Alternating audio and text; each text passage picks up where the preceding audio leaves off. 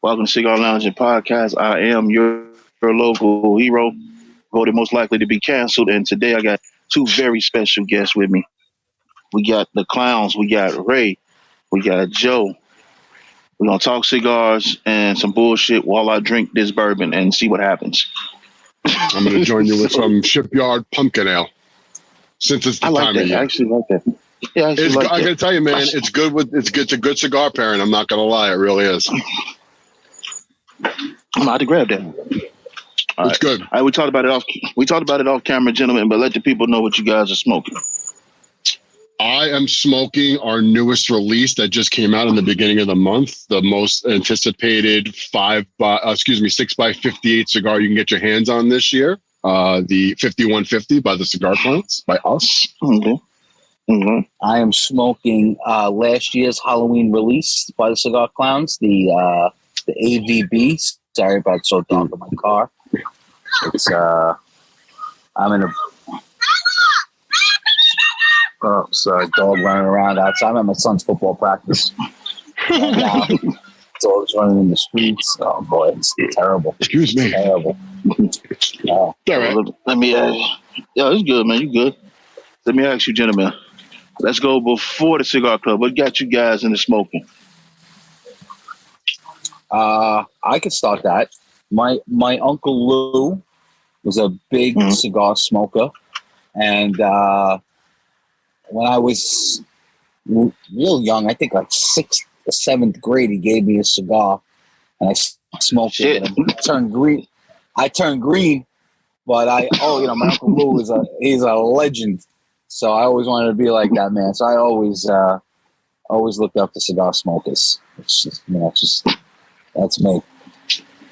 For me, I didn't get into cigars until later on in life. I didn't have the privilege of doing it when I was like, in my infantile, toddler, young kid state, like Joe.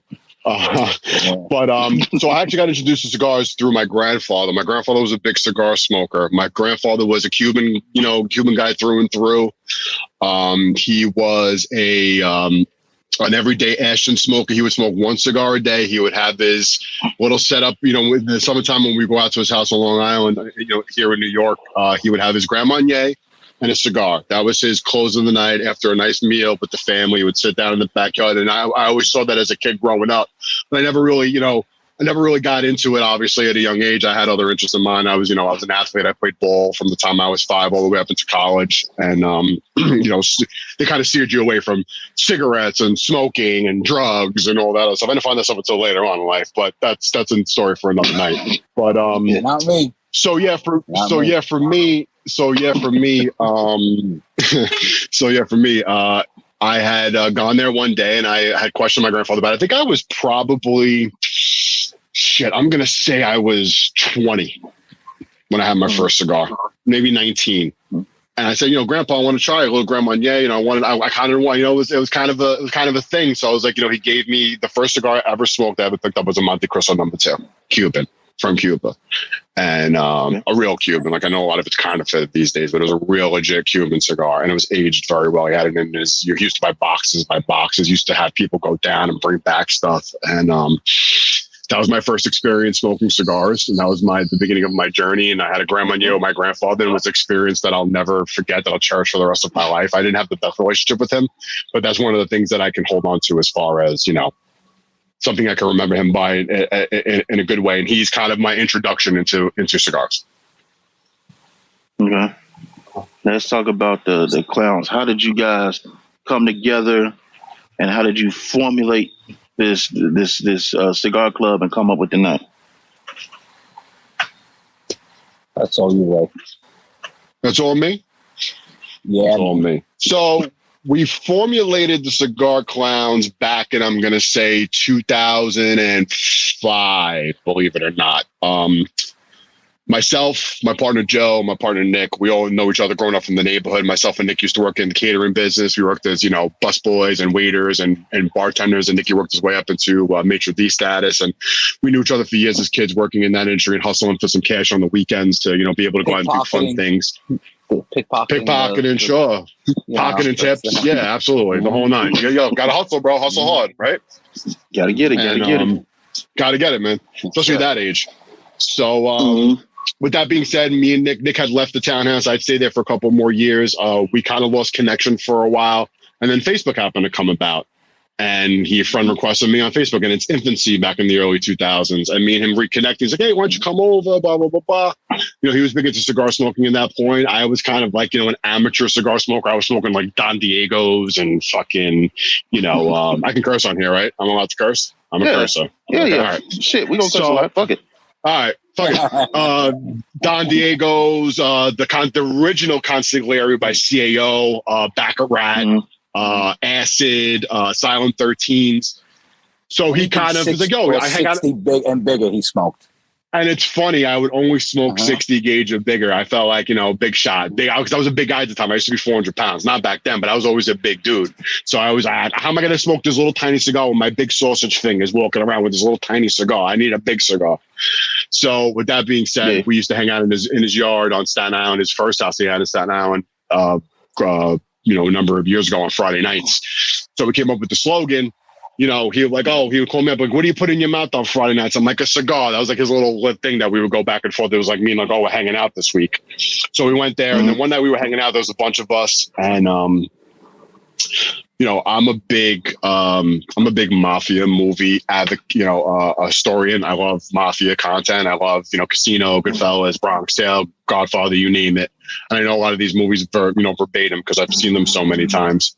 And one night I quoted, we were just joking around and bullshit, and then Nicky had said something. I was like, "Oh, what are you a fucking clown? What are you here to amuse everybody?" He goes, "That's what we should call ourselves, cigar clowns. We're a bunch of cigar clowns that hang out on Friday night," and that's how the name was kind of born, going back many years ago. Formulated, we kept going forward. We created a Facebook group in 2018. We had made like a little bullshit cigar for a couple of people that we knew, like 50 cigars that we had hand rolled from a hand roller locally in New Jersey, just as a little cool little thing. And then the height of the Cigar Clowns, where we kind of came into existence, was actually one of the success stories we say is in COVID. During 2020, we were, you know, we're all from New York City. You know, we're all blue collar guys. We all continued to work through the pandemic, and there was no sports. We were on lockdown. We would go to our jobs. We'd come home and we kind of sit out every night and get on a Zoom call, and we would smoke cigars and just bullshit. So we had turned around one day, and, you know, myself, Nick, Joe, my partner Danny, and Murphy, we're big lounge guys. We're big event guys. We would go to Drew Estate Barn Smokers. We would go to Cigar Fest every year. We would go to all these events. So we knew a lot of people in the industry. We've been smoking for 20 plus years, so we knew a lot of people. So we said, fuck it, let's reach out and we got nothing else going on with our lives with this COVID shit. Let's see if we can get a cigar made for the little Facebook group of 50 people that we had. So we did. We found somebody. We had a cigar made. It was, if I'm not mistaken, Joe, we had 100, 150 for the first one that we did? 500? What did we do? It was like, I think it was 150, right? Yeah, we did 150. And we're like, we'll make a cigar. Yeah, we'll make a cigar to be a little group thing kind of thing. And it'll be, you know, cool. Like, we made a cigar. We'll pass it out to our friends and family and whatever. And we got a lot of good feedback from it. And we were like, all right, listen, people said, yo, you guys should make another one. Let's find and make another one. So we went out and we made another one. So we started on the underground. We started like, you know, kind of like a Drew Estate-esque type of guy, selling cigars out of our fucking trunk of our car and word of mouth and people in the group. And it kind of started to spread and it started to spread and it started to spread. And then I don't want to take too much of that. Joe, you want, like we did the last time, you want to take it from them? No, yeah, 100%. Like Ray was saying, he was selling his cigars at work on job sites. I was selling cigars at work on job sites. Murphy was, you know, Nick was the people we know, and it evolved from there. And you know, we're big smokers, so when we're smoking the cigars, we're like on the journey to find this perfect stick. And we have 5 different palettes. At the time, we had 6 different palettes, and we were just like, you know, just trying to find the perfect stick. And, you know, sorry about that. You lost Joe. Nope, you're good. You're back. You're good. Yeah. So with that came, you know, we put out a bunch of sticks on the underground, and we were pushing them out there. We were starting to get a little bit of a buzz, and then Boston Jimmy who's a reviewer for his own website, which is Stogie Press, reached out to my partner Nick and said, "Hey, I kind of hear this, see this thing through the internet and through a couple of people I know. You guys are doing this cool little thing. You mind coming on the show and talking about it?"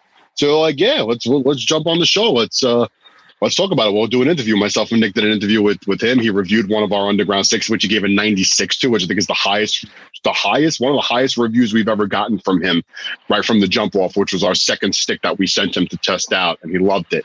And he kind of loved the story of us and what we were doing and where we were coming from and all this other stuff. And that was in the beginning of the summertime in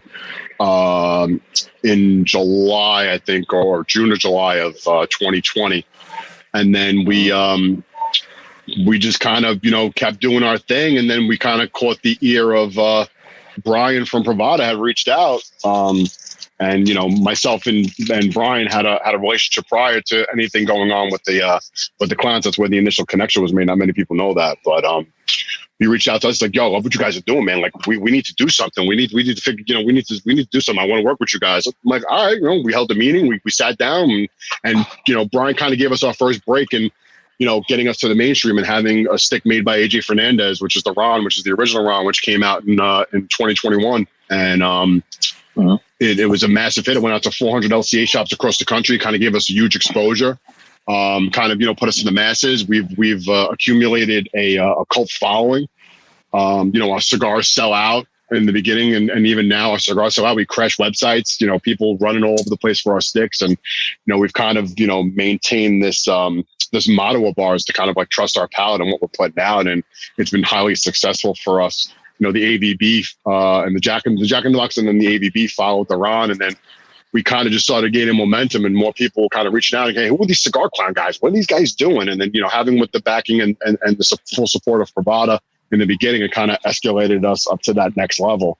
And we've just continued to build relationships, with farms and blenders and with AJ and having connections through that. And now we're at the process now where we were going into factories in the beginning when we were underground and finding cigars that, somebody for a major company may have made, they didn't like it. Maybe they didn't do it in the right size and they had 500, 1,000, 1,500 of these cigars. And they sat there for months and they sent us samples and we went out and we tried them. We loved them. We ended up buying them and, putting them out to the market. But now we're at the point now in our business with our brand, because we've become a club and we've kind of solidified ourselves as an actual brand that, we're talking with blenders. We're having, tweaking blends. We're getting testers. We're making cigars. We're talking to people. We're getting a lot of things. We're trying to move around, in different areas. So we've kind of, this is to where we are going into year 4 in 2023 is where we're at now and looking forward. So let me ask you a question. Yeah. We actually have how many cigars? 22 runs. We did 22 runs this year. 22 sticks this year. Okay.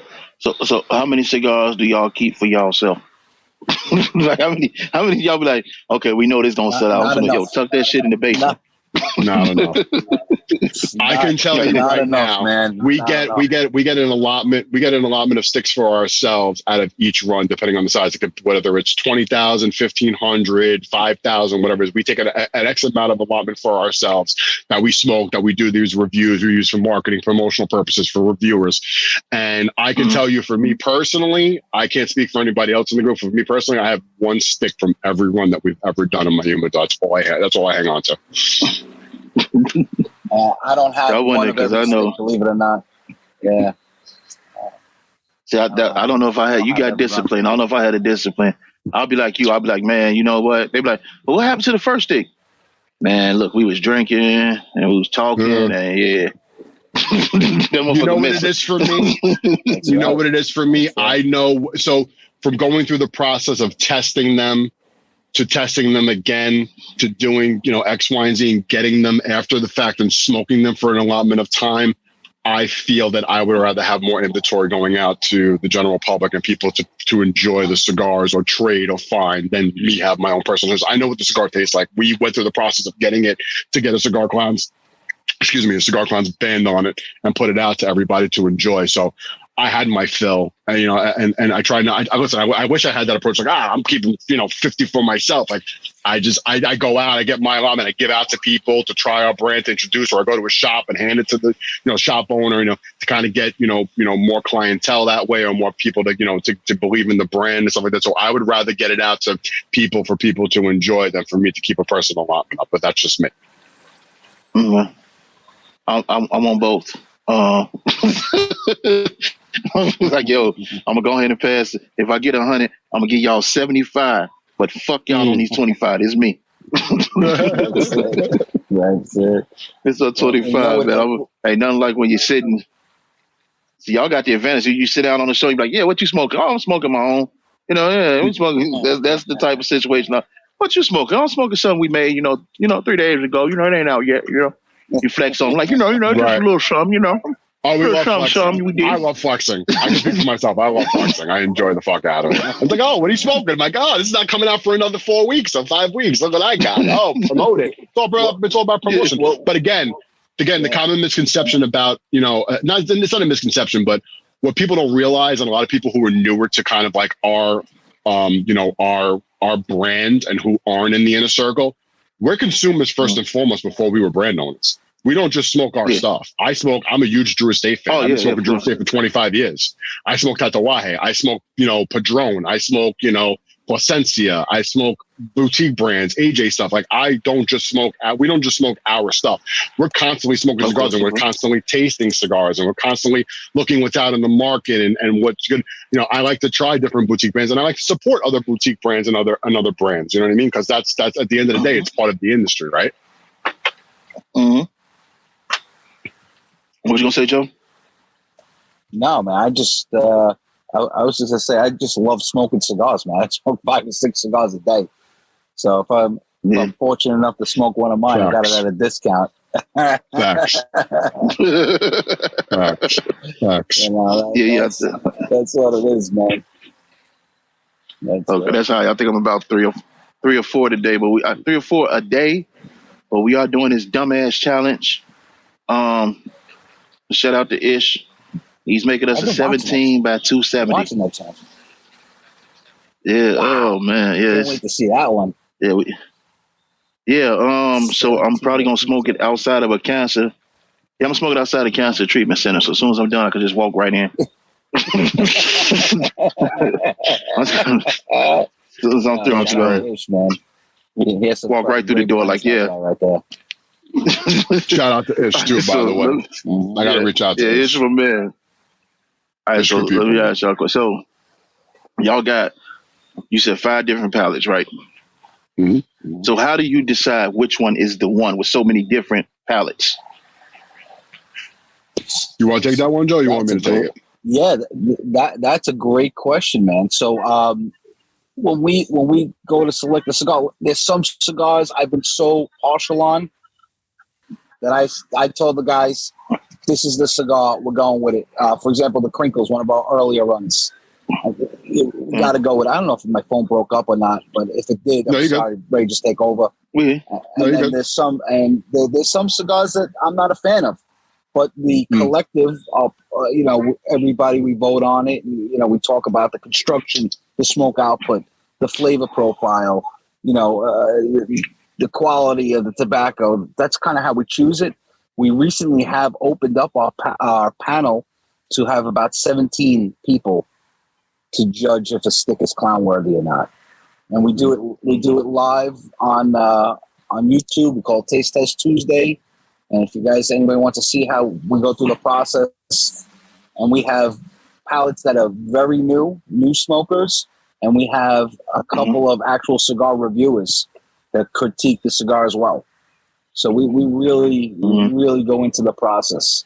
And Ray, if you want to elaborate. Yeah, and kind of following up on what Joe was saying, some people say to us, and they've said to us in the past and even now, that, how do you guys do it with 5 chefs in the kitchen? Like, how does that work? Like, how do you guys all get on the same page? So what we do, like Joe was saying, we have our, we started our YouTube channel and we do a thing called Taste Test Tuesday, because that was our thing that we were doing behind the scenes. Every Tuesday night, when we would get samples in, we would sit down as a collective, as you know, at that time, the 6 of us, now the 5 of us, and we sit down and we run a taste test, or if somebody can't make it, they'll smoke it in advance and give us, you know, their feedback. But we try to, as a collective, to get together on a Tuesday night and kind of just sit down, do what we're doing here. You know, me, when I'm doing any type of taste testing, like Joe has his little, you know, things that he does when he tastes us. He likes to do a ginger beer when he's doing his taste testing. I like to just have a clean palate and do what I try not to smoke during the day, especially if I know we're going to be potentially tasting something that could be clown worthy, that we deem clown worthy to be, you know, put into production. So getting back to what I was saying about 5 chefs in the kitchen, it works for us because we set a criteria, and it's seen on our Taste Tester Tuesday. Smoke output, transitions, and construction. Those are 3 major things that we all have to agree upon that all need to meet that criteria. Then everything else is flavor notes. And like Joe touched on, there have been cigars in our catalog that we've put out over the past 3 years now. There's cigars I was like, oh, you know, it's just okay. It's not really for me, but I know, you know, somebody else would like it, or the rest of the group likes it. I might be the only one, or Joe might be the only one who doesn't really like it. But if everybody else kind of digging it, we'll move forward. You know, it's kind of like a voting process. But I got to say, and Joe can agree, I got to say 99% of the time, we're pretty much all on the same page. Okay. So, and it works for us. That's good to know, because I know I mean, my buddies talk about this because you hear this a lot. Friends and business don't mix, and I just think I was like, that's basically bullshit. Like, because everybody, most of the guys I know, we known each other 20 plus years, right? You know, so like, we ain't stop fucking with each other now, you know. No, I agree. Listen, sometimes it works, sometimes it doesn't work. I guess we all should. Sometimes it works, sometimes it does. It doesn't work. In our case, you know, we have guys in the group. You know, I know Joe for over 25 years. I know Nikki for over 25 years. I know Danny for over 20. I know Murphy for almost 10, maybe a little bit more than 10. So we've developed our friendship, and it's a business relationship, it's a friendship, and it's a brotherhood at the end of the day. So we could be in a room and there can be a disagreement on something, and we can go at each other. And at the end of the day, once the shit is done, because we're all grown men at the end of the day and we own a business, we keep it moving. As long as you keep it moving and you can crush it and push it to the side and keep it moving, you're good as gold. You know what I mean? If you have that establishment with your friends or your brethren or your brothers or sisters or whatever your collective is as a group, if you had that common respect for one another, you can make anything happen at the end of the day, man. Yeah, I agree with that. That's what I was, because we, you know, you hear that a lot. Like, oh, friends and been like, yeah, maybe you weren't really friends, or maybe, you know, there could have been some jealousy there. But like I remember me and my buddy, my girl was around, we screaming on each other about something. And she's like, oh my goodness, you guys still okay? Oh yeah. We'll talk to her tomorrow. We good. That's it. That's what we do. Cool down and we keep it moving. We come together. You know what? I was a jerk off. I was a dick. My bad. Or, you know, I was a dick. You know, I accept your apology, and we keep it moving. Like, you know, now listen, I'll give you a perfect example. Joe, we'll use Joe as an example since he's here. I know Joe's temperament. I know Joe as a person. I know Joe as a friend. So I know when Joe's fucking hot, there's no talking to Joe. There's zero talking. There's no sense. There's no nothing. Joe needs that cool down time to get himself level, and his anxiety level comes down, or his stress level comes down. And then you can have a conversation with him, and you can kind of figure shit out and shoot the shit. And he'll listen to my advice, or he'll listen to my critique, or vice versa. I'm just using us as an example from me to him, or vice versa. If I'm having a rough patch about something, he could do the same for me, like on a personal level and on a business level. So we had that common respect and that common ground that if I tell Joe to go fuck himself, he knows I'm saying it out of love. I'm not saying it to be disrespectful in any way, shape, or form. Oh, yeah, that's always a good thing to have when you got buddies like that. Like some of the shit that we say to me and my buddies say to each other, if you didn't know us, you'd be like, oh, you guys ain't friends. So, true. You know, yeah, I think you got to be in that. You got to have that understanding. Like you said, y'all known each other long enough where you know each other's temperament. Like I've known my buddies long enough where we know how we operate. We know how each other moves. So, right. You know, it's just certain situations where you're just like, okay, we're going to curb that, man. It ain't going to get solved today. Fuck it. Let's do something else. Right. So I get that. We circle back around. Yeah. Now, let me ask you guys. I'm going to put you on the spot. What is your favorite cigar lounge to go to? Ooh, that's a good one. That's a really good one. Yeah, Joe, you can take yours first. I got to think about mine. Yeah, so mine will be in Florida. What the hell is it called? That's not Cigar International. It's a big freaking lounge.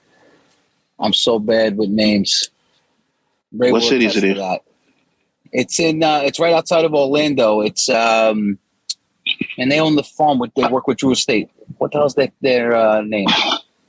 I know what you're talking about. I don't know the name though. I know what you're talking Somebody about. was just They have a huge I forget. place. Somebody was just talking about that too. I just talked to Shit. It's somebody a about huge that place. because I It's a talked great about bar. Orlando.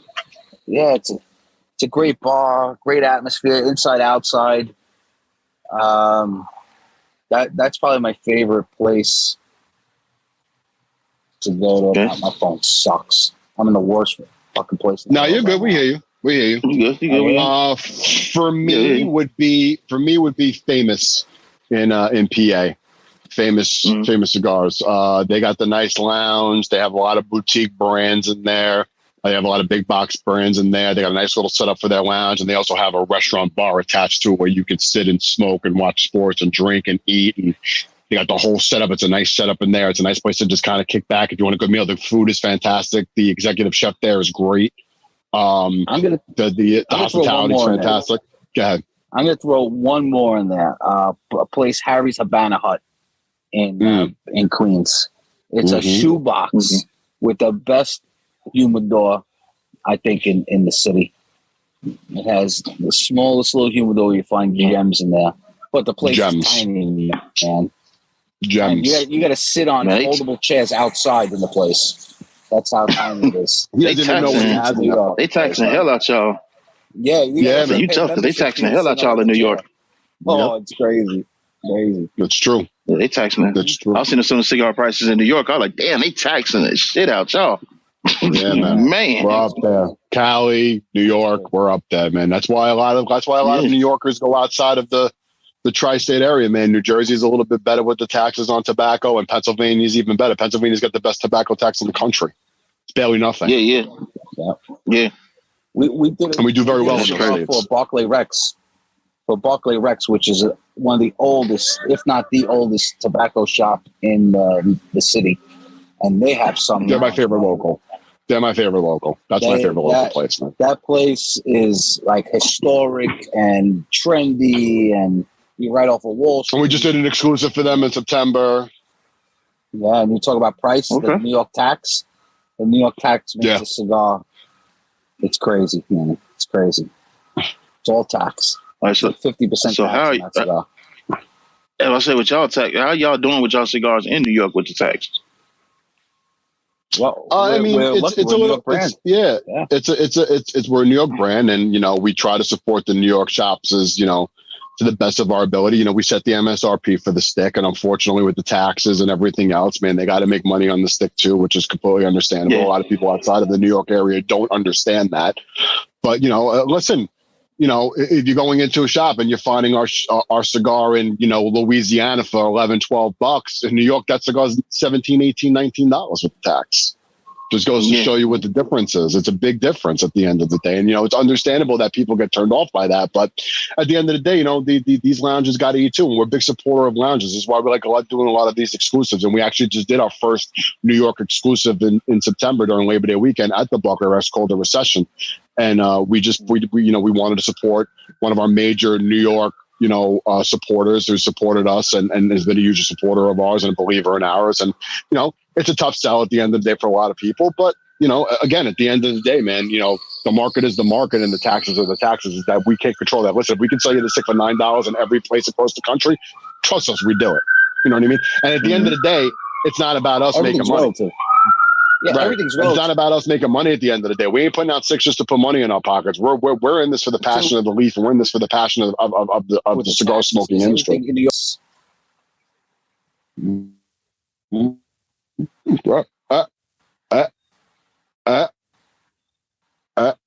All right. Well, almost. Okay, he froze. Oh, there you go. What was you saying? Yeah, bro. You know me. What can I do? You gonna say something? You gonna say something profound? Yeah. It's gonna be like it's gonna be very profound, and you're just gonna be spinning, and we're gonna be like, And you gonna get down like, yeah, so that's how I figured this out. And you gonna be like, I said, yeah, we missed all that. and then I'm gonna jump off. It is I'm gonna one of jump those. off and just listen to you guys. Yeah. Sorry. That's all right, Joe. I'll hold down the fort. You muted yourself. I was like, yeah. So all right. So let me ask you this. Well, you already said Drew Estate is your favorite. Yes. Let's just say you could. What's your favorite beverage to have? Well, first of all, what's your favorite Drew Estate? What is my favorite Drew Estate? That's the easiest question you can ever ask me in the entire world. That is the Unico Series Velvet Rat is my absolute favorite cigar by Drew Estate. And what do you have with that? If I had my preference, it would be double black neat. Okay. I'm a Scotch drinker. So, that's my poison. And if I'm not drinking Scotch, it's Irish whiskey. I am half Irish and I'm half Italian, so I tap into the Irish side when it comes to the drinking. I really like to pair cigars with coffee. I'm a big coffee drinker. I love my espressos and lattes and stuff like that, depending on what type of stick I'm smoking. I'm a big coffee guy. Also Manhattan specials, and people who don't know what Manhattan specials are, if you're outside of the New York tri-state area, it's an espresso soda that's only really relative to the New York area, and it's a hell of a fucking drink when it comes to smoking cigars for me. But if I had to choose a spirit, it would be Scotch. Is he writing a message? Are you writing cryptic messages that you want us to read? I can't read that for shit. I can't see shit. I can't read that. I'm trying. Man. Are you trying to ask for help? Is somebody trying to break into your car? Are you asking for help? What's happening? You need help? I said Papa's Fritas for me, or Velvet Rat. Oh, Papa's Fritas. I see I'm back. All right, what do you like to have with that? Me, I'm what beverage do you like to have? I'll have a ginger beer with anything. Ginger beer or spice rum. I'm into spice rum. After I took that dumbass challenge, I did have to drink ginger beer. I smoked those 3 quorums together. So I needed ginger beer. I was drinking this new Riff, this 108 proof. I was trying to destroy my taste buds and rebuild them. Trying to cleanse the palate. Trying to just cleanse the palate. I was trying to burn it. I was trying to cleanse it with fire. I'm sure you did. I was That's watching funny. You guys do that. I don't know. Yeah, I saw that shit. You know me, I jump in the lives all the time. I see, I'm like, what are these guys doing? What is happening right now? Taping it together with tape, man. It's crazy. Smoking through it. Jokester was doing. Jokester did it, didn't he? Jokester did it. Yeah. Jokester did 5. Jokester did 5 at one time. Jokes is good people. Like, Shout out to Jokester if he's watching. That's my dude right there. That's my man. That's my man. He definitely jumped on live. We was on live with him last night talking on. Yeah, Jokester. He's the best. Jokester, my man. Very good dude. He's good people. Yes, sir. Agreed. Yeah, definitely. So let me ask you guys a question. So you're sitting here, you come out with a blend, right? Mm-hmm. Now, how do you did your tasting Tuesday, right? Mm-hmm. Now, how do you push it? Do you like, okay, this is our club? You push it to the club first? Like, okay, this is exclusive. We're gonna put it out in the club and then go out, or do you like start outside in? What I'm trying to say, like you start like, okay, we're gonna give it to the lounge, let the lounge people have it. It's a free for all. It's a free for all. We're telling people when the sticks are dropping, and best of luck. Here's a knife. Here's a bat. Whatever you need to do, get the sticks, man. So it's the purge, basically. You're just doing the purge night. It's the purge. Now we definitely tell our people where they can get the cigars, so they're online on first, or they call their shop, and the shops hold the sticks for their regular customers all the time. Mm-hmm. Like that happened a lot with the last couple of drops. But yeah, other than that, it's a definite free for all. As we're growing, our runs are getting bigger, but the demand is outpacing everything, and we get phone calls all the time and texts. Do you have these sticks? And we'll give up our personal sticks for our fans. We'll definitely hook them up, or we know a shop that has sticks hidden. We'll do that. But other than that, yeah, definitely a free for all. Definitely a free for all. It gets pretty. Luckily, I owed it. Night of our jobs. I got this slow ass mailman, so I ordered mine on Saturday. So I don't tell when the hell did he get here with these people. So Now, I is wait this because this isn't the first time you've had our sticks, right? This would be the first time. My boy Kimbro, he at work right now. He'll normally be on here. He's had a couple of y'all sticks, and he was like, "Oh, you got to try this. You got to try it." I was like, "Shit, I do got to try it." So I saw the 5150. My boy has one at his mobile cigar lounge. And he's like, "Yeah, I'm gonna hold it for you." I was like, "Yo, send it. Just send it. You go to money. We'll get it when we get it." Okay, looking forward to your feedback. Which place is that? Is that Cigar Buddha? No. Yeah, Cigar Buddha. Yeah, that's my man's had him on the show. That's my man's up there. I love those guys, bro. Those Good guys people, man. We're happy to be a part of that family. Oh yeah, very cool. Very cool, dude. So yeah, so I hit him up like, yeah, I need. They were taking runs before they were even going. They were holding on our inventory. And what I like about him, like, I'll be like, hey, yeah, I need this cigar. He's like, okay, it's already mailed. I'm like, hold on, I ain't seen the money. Just send the money. Okay, here you go. So that's the definition of a good cigar brick and mortar owner. Right there. That is the definition of that. Customer service should be number one. I hate going into fucking lounges where they got a pretty face behind the counter. No disrespect to any females, but at the end of the day, it fucking drives me crazy when I'm in a humidor and you tell me, "Oh, you should smoke a fucking Monte Cristo." And it's like, you have a fucking clue. It's like going to Home Depot. You don't have a fucking clue what I'm looking for. You have no idea what I need. Don't tell me what I need or point me in the wrong direction. Every fucking cigar shop should be like that. You should be promoting your inventory, whether it's boutique, whether it's mainstream line, whatever it's big box brands, whatever it is. You should be passionate. If you own a cigar shop in this country or outside of this country, you should be passionate about what you do and pushing your brands. And when you get your brands out, don't want just some fucking, some shlomo fucking sit in the lounge and like, oh yeah, 1675, and they don't come into the humidor, they don't check on you, they don't point you if you're looking for a specific recommendation. That drives me fucking crazy. Drives me crazy. As a consumer, it drives me crazy. I'll tell you what drives me crazy is me and Ray used to go to a shop every week during COVID. It was like, it's a big shop with an underground that had a upstairs apartment converted into a lounge because New York City was shut down. You couldn't do nothing. And the guy still to this day won't take our cigars. Still to this day. Wow. And where we have, I'm sure everybody who goes to that lounge, they buy our cigars somewhere online, and but it's just that still fucking drives me crazy to this day. Yep. All right. I mean, it always has me. Big open dealer. It has me crazy. Like I know the lounge I go into, I go to the tender bar, say, "Hey, what up, man?" They know me. I work there sometimes part time, and I go in. I don't know what the fuck I'm gonna get. I'm not gonna lie to you. From day to day, I have no idea what I'm gonna smoke. Right. It just hits me. I'm like, oh, that. So that's all right. I hate them.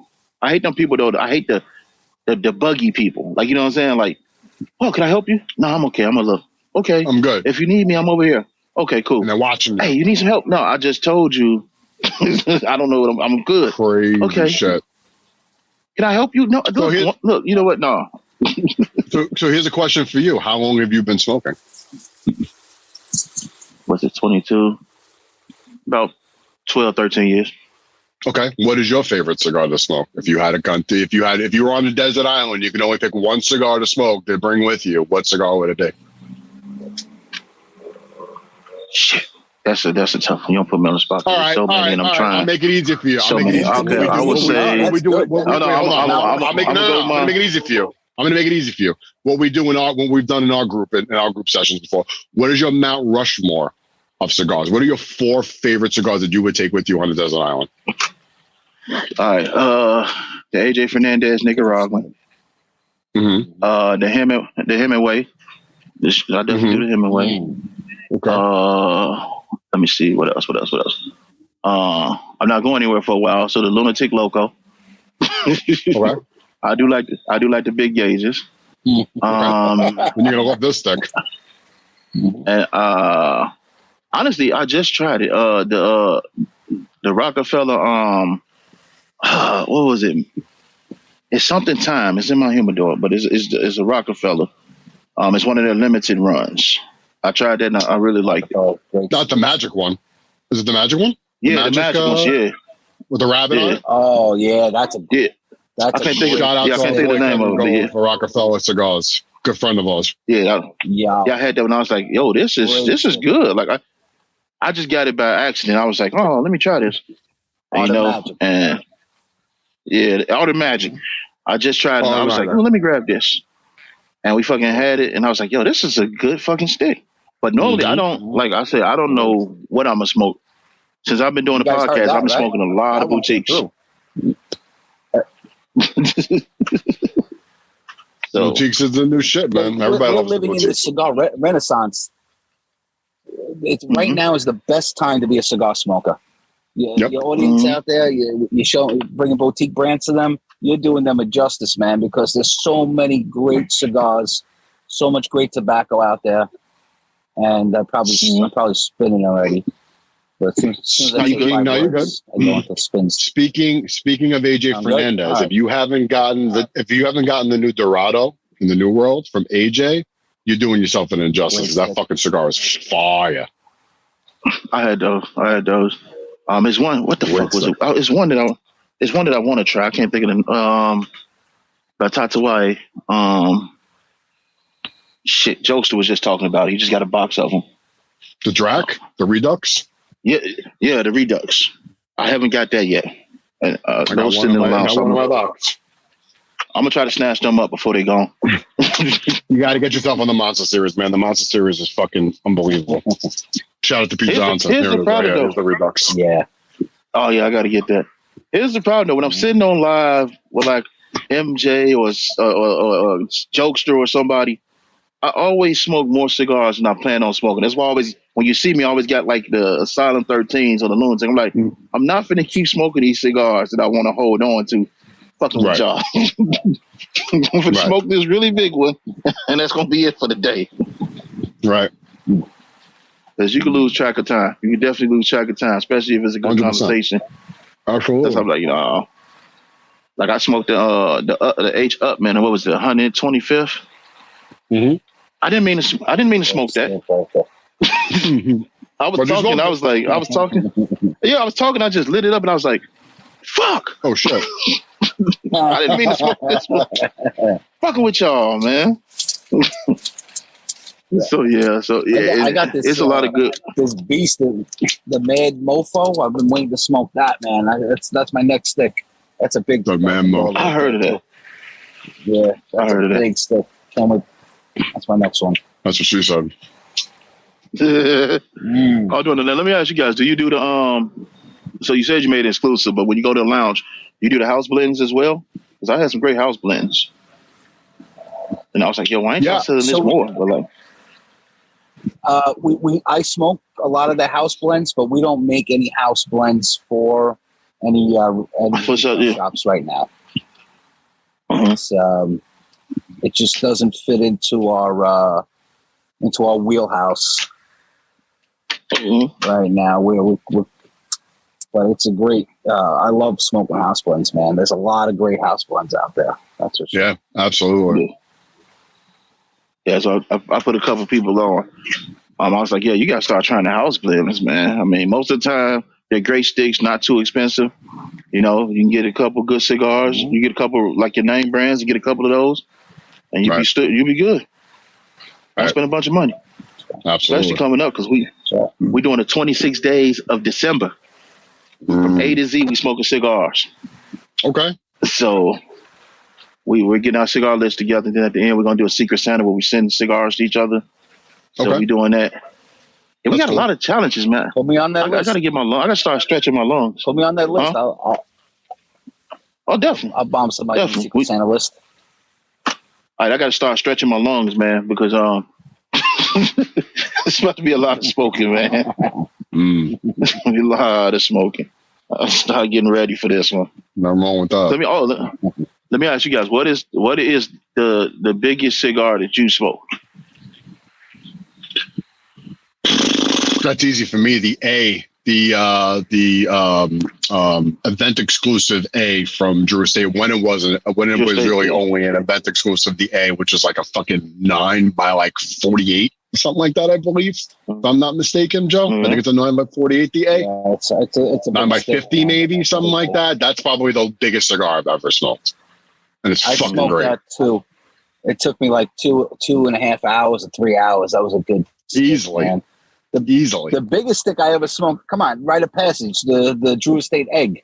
Didn't everybody smoke that fucking thing? The egg. Yeah, Oh, yeah. That egg. I had a couple eggs. Yeah. That's a Mhm. rite of passage right there. You know, I smoked that. The Maduro, I think the natural. I like the Maduro, but when you get to a certain point, it just started becoming too much work sometimes. Damn. It's crazy. It's crazy. You actually got fire coming out of your nose on that fucking stick on the yep. You're a dragon. You're a dragon. Yeah, sometimes you're like, yo, this. I think I'm smoking this too long. This has been too much work right here.